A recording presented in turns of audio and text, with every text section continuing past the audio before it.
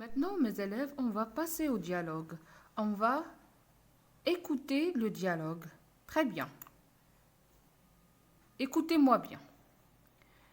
Dans une salle de classe, bonjour les enfants, bonjour monsieur. Aujourd'hui, nous allons parler de l'histoire de la conquête de l'espace.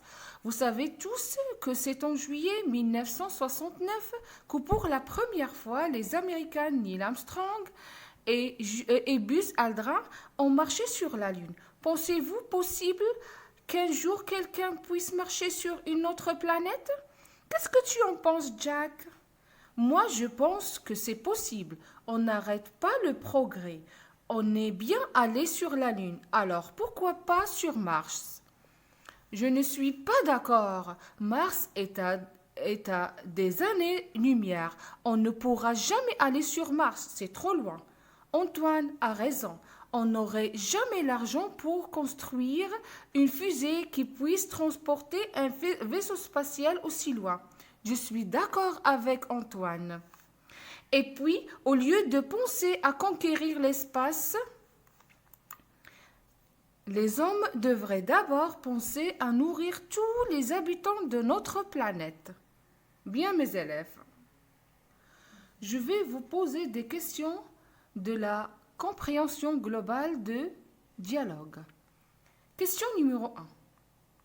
Quelle est la situation de la communication? Quelle est la situation de la communication, mes élèves? Oui, réfléchissez bien. Allez, réfléchissez bien. Très bien.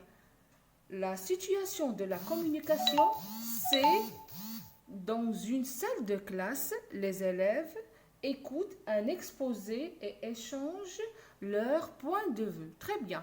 Quels sont les personnages? Quels sont les personnages? Bien. Les personnages, ce sont les élèves de la classe. Très bien. Où se passe la scène, mes élèves? Oui, la scène se passe en classe. Très bien. Et de quoi parle-t-il? Allez, s'il vous plaît, mes élèves. Très, très bien. Il parle de la conquête spatiale. Bien, mes élèves. Jacques pense-t-il qu'un homme puisse marcher sur une autre planète que la Lune?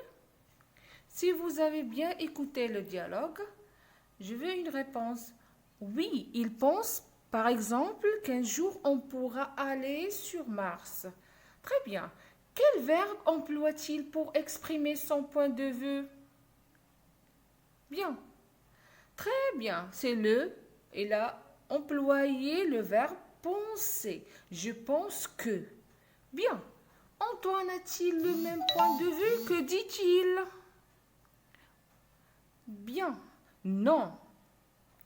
Antoine n'a pas le même point de vue. Il pense le contraire. Il dit, je ne suis pas d'accord. Bien, mes élèves. Maintenant, mes élèves, je vous demande de remployer des structures dans d'autres phrases. Hein? On peut dire... Que peut-on dire, à la place de je pense que? Je répète, mes élèves, que peut-on dire à la place de je pense que, tout en gardant la même idée? Bien, on peut dire je crois que, j'estime que, d'après moi et selon moi. Très bien, mes élèves. Bien. Et que peut-on dire, mes élèves, à la place de... Réfléchissez bien. Je ne suis pas d'accord. Qu'est-ce que je peux dire? Hein? On peut dire, mes élèves, c'est faux. C'est idiot. Tu dis des bêtises.